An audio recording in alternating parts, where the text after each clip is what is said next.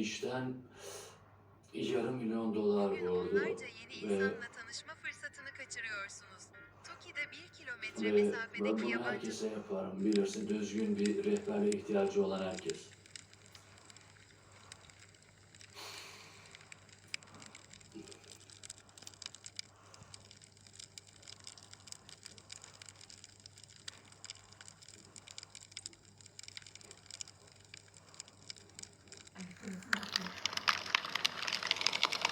Bunu bir daha söyleyebilir misin? Aynı az önce söylediğin şekilde. Aynı şekilde söyle. Adam da tepesine göre yapmak Aa, neden bahsediyorsun? Yapma ama. Neden bahsettiğimi Hayır, biliyorsun. bilmiyorum Aynı gerçekten. şeyi söyle. Bence Jordan az önce, yanılmıyorsam Tamam. eğer, az önce bir devlet memuruna rüşvet teklif etti.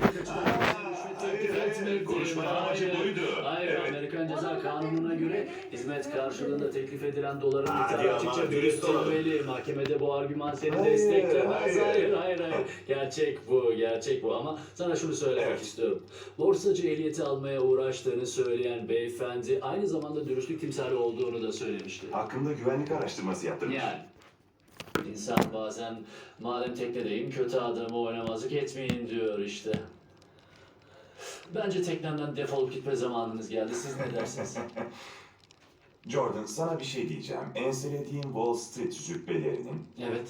çoğu doğuştan böyleler. Demek öyle. Evet, babaları rezil heriflerdi. Aynı onların babaları gibi. Ama sen Jordan, sen buraya tamamen kendi çabalarınla Öyle geldin. mi yapmışım? Aferin sana delikanlı. Delikanlı mı? Aferin sana. Ben miyim delikanlı? Sana bir şey söyleyeyim. Bak sana başka bir şey söyleyeyim. Sahiden de sallamıyorum ama bindiğim en güzel teknelerden biri bu. Bunu söyleyeyim. Eminim öyledir. Bir de az önce ne düşünüyordum biliyor musun? Ofise gittiğimde beni kahraman ilan edişlerini. Büro tekneye el koyduğunda. Çünkü nihayet Jordan'ın kıçına tekmeyi koyacağım.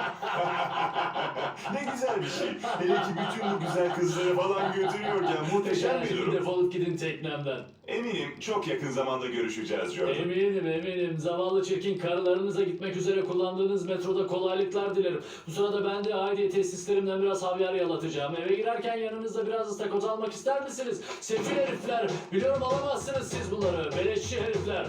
Tanrı'nın cezaları. Hey çocuklar, bakın cebimde ne buldum. Bakın, 1 yıllık maaşınız işte burada. Ben onlara ne diyorum biliyor musunuz? Çerezlik indirim kuponları. Evet.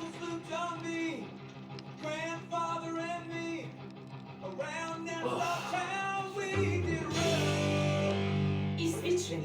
Ne halt var İsviçre'de? İsviçre bankaları var, daha ne olsun? İşim var.